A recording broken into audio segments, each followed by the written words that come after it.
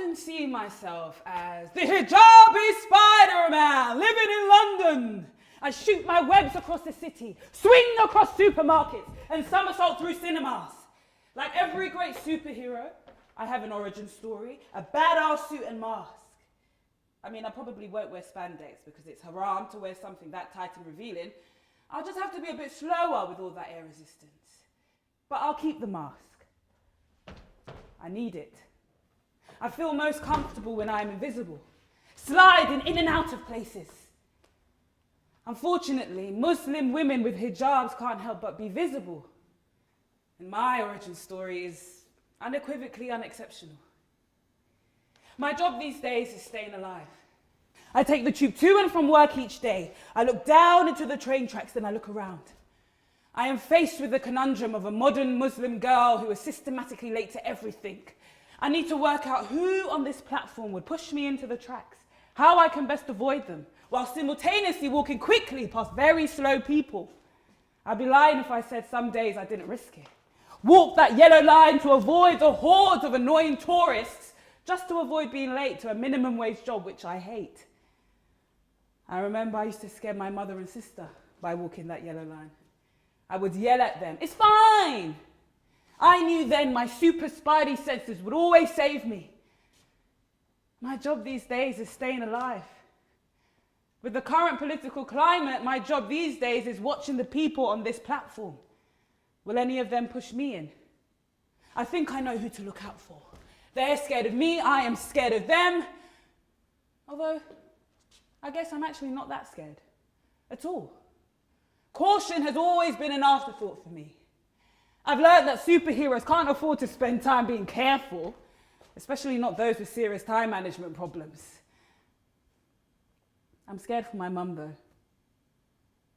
I don't want to imagine how she'd react to something happening to me. I come home late at night from work. She calls when I'm a minute away from the doorstep. "Amal, where are you?" she says. I reply, annoyed, "Geez, Mum, I'm literally about to step through the front door. Stop being so worried." But it wasn't always like this. Back in primary school, when I was just a baby Avenger, still developing my superhero powers, being Muslim was cool because we were the majority, despite the fact that my school was in Kensington, a now newly made Labour ground. Come on! We never had sleepovers or talked about the boys we liked. We were simple. We practiced our times tables in class, we played stuck in the mud at playtime, we plated our plastic trays with halal food in the lunch hall. Arguing against so-called pagans was a sport, and for a bunch of half-informed kids, we were pretty good at it. It was typical for us to gang up against kids if they said something racist. My favourite instance had a kid named Sammy at the centre of it. One day, Sammy, he was only a couple of years older than me, said something along the lines of, "All Muslims are terrorists."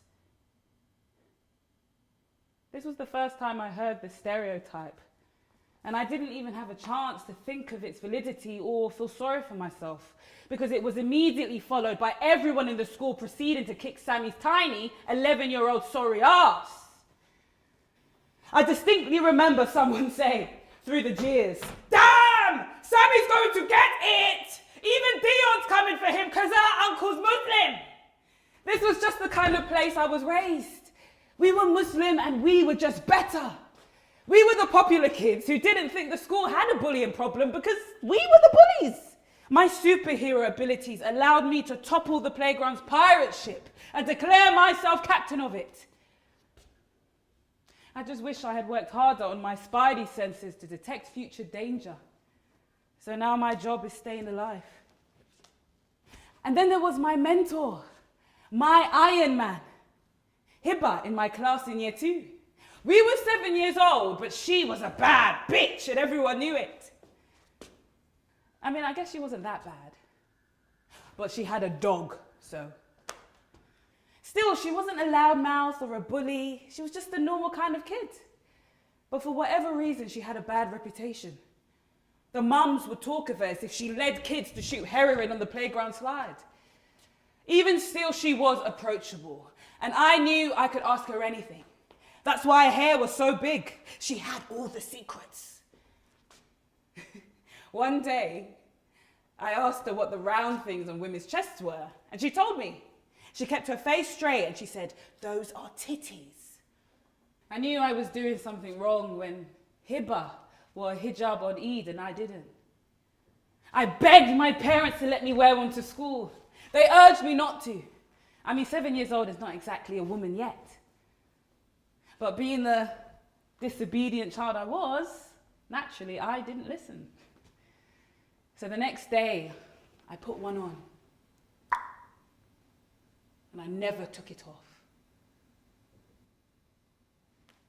I guess I've always thought I'm better than everyone because I am a superhero. I'm learning now that I've been mistaken to think that a spider bite was the antidote to everyday oppression.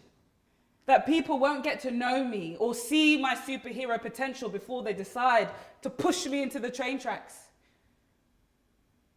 My strength has given me such power that it stings all the more now to find myself on the platform, just trying to stay alive. I hate to admit it to myself, but I've always had the personality of a basic white girl. I drink frappuccinos, I watch rom-coms, I listen to Taylor Swift all the time, literally all the time. Who I am is worlds away from how everyone actually sees me. Maybe that's the burden of the hijab. It's the mask that takes away all my colours, but still makes me stick out in the London grey. I may be a superhero, but I'm not exactly holding my breath to see someone like me plastered on the next big Marvel blockbuster. But for now, I don't mind. So what if my superhero film never gets made in my lifetime? I will never stop shooting my webs across this ungrateful city. With great power comes great responsibility. And while my lateness may someday be my fatal flaw, it's all right. I have a great power still.